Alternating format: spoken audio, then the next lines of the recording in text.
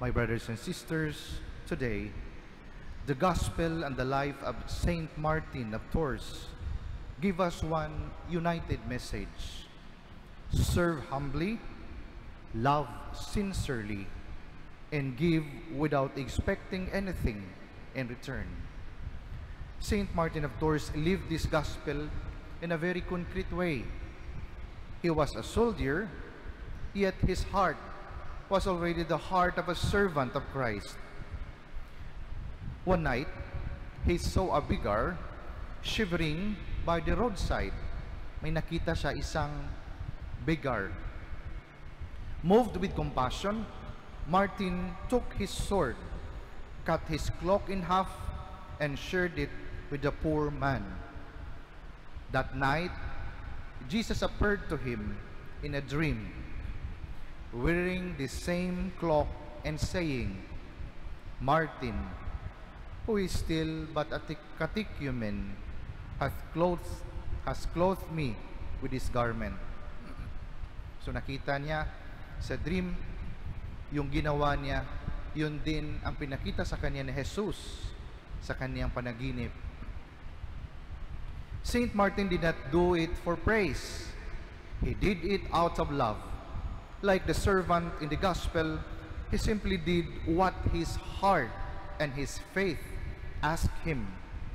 Saint Martin is the saint of soldiers, patron saint of soldiers, of beggars, tailors, and he is a patron saint of France. He is remembered as a model of mercy, a bridge between military and monastic life, and a pastor close to his people. In today's Gospel, Jesus teaches that when we serve, we must not expect to be thanked or rewarded. We are servants of God, and everything we do, every act of kindness, every sacrifice, is simply our response to His love. Because we are an unworthy servants, we have only done our duty here on earth. Hindi ito tungkol sa pagmamaliit sa ating sarili. Ito ay tungkol sa pag-aalala o pag-alala na ang lahat ng mayroon tayo, ang ating mga talento, lakas, at mga pagkakataong maglingkod ay nagmula sa Diyos. Kapag tayo ay naglilingkod, ito ay simpleng pagtugon ng pag-ibig sa pag-ibig. It is a response of love to that love. Kaya huwag tayong magmalaki, huwag tayong maging mayabang. The Gospel teaches us to serve without expecting in recognition. But in our world today, everyone wants to be noticed. We post, we share, and announce our achievements, and we expect lots of likes, millions of likes on the Facebook. Gusto natin lagi napapansin sa social media, nagpapasikat, nagmamalaki. Minsan, kapag nagbibigay yung mga ibang tao, mga bagay-bagay, minsan gusto natin ma-recognize. Kaya lahat na lang ng ating mga binibigay na mga bagay, kailangan gustong nakadikit may pangalan. Dapat nilalagyan ng pangalan. Hindi ba tayo pwede magbigay ng anonymous? God sees our intentions. God sees what we have done. Alam ng Diyos yan. When you help someone in need, forgive someone who hurt you, or quietly do your work with honesty, even if no one sees it, God sees it. The Gospel also reminds us that everything we have comes from God. Minsan tayo ay natutuksong isiping, pinaghirapan ko ito, o karapat-dapat akong pasalamatan. Nagiging mayabang tayo sa ating mga natatanggap na galing sa Diyos, na akala natin tayo ang may gawa ng lahat. Yumaman man tayo sa buhay, o umangat sa iba. Lahat ng yan ay galing sa Diyos. Kaya huwag tayong maging sakim. Ang lahat ng yan, kapag maningil ang Diyos, isang iglap lang, mawawala lahat yan.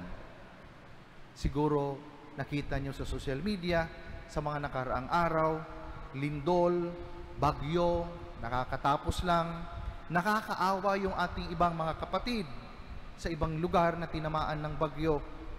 Ang daming sasakyan, ang lalaki ng mga bahay, pero sa isang iglap, lumubog. Sa isang iglap, nawala ang lahat. That is a reminder that everything here on earth has an end. May katapusan. Ngunit, pinaalahanan tayo ni Jesus na ang lahat ng ating mayroon at kung sino man tayo ay mga kaloob mula sa Diyos. That everything comes from God. Our talents, opportunities, even our strength to serve, all come from His grace. So when we do good, we don't boast, but rather say, "Thank you, Lord, for allowing me to serve you." The challenge for us today is that love and serve because you love God. Jesus teaches us to serve not for reward, but for love. We don't serve God to earn heaven. We serve because we already belong to Him. Every act of kindness, every prayer, every sacrifice we offer is our way of saying, "Lord, thank you for your love. I am yours." Let our intentions of helping be pure. That is to love God. Kasi pag mamatay tayo, ang itatanong sa atin, hindi kung gaano tayo kayaman, kung gaano kalaki ang investment mo sa bangko, kundi kung nagmahal ka ba. My dear brothers and sisters, the message of today's gospel is simple but powerful. Serve humbly, love sincerely, and let every good deed be your thanksgiving to God.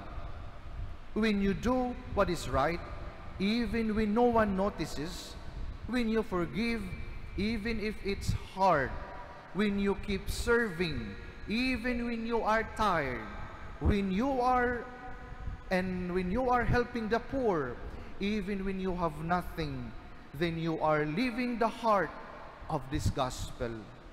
Let us ask the Blessed Virgin Mary, the humble handmaid of the Lord, to teach us how to serve God with joy, humility, and faithfulness, so that at the end of our life, we too may say, "We are an unworthy servants, Lord. We have only done our duty, and it was all for love." Amen.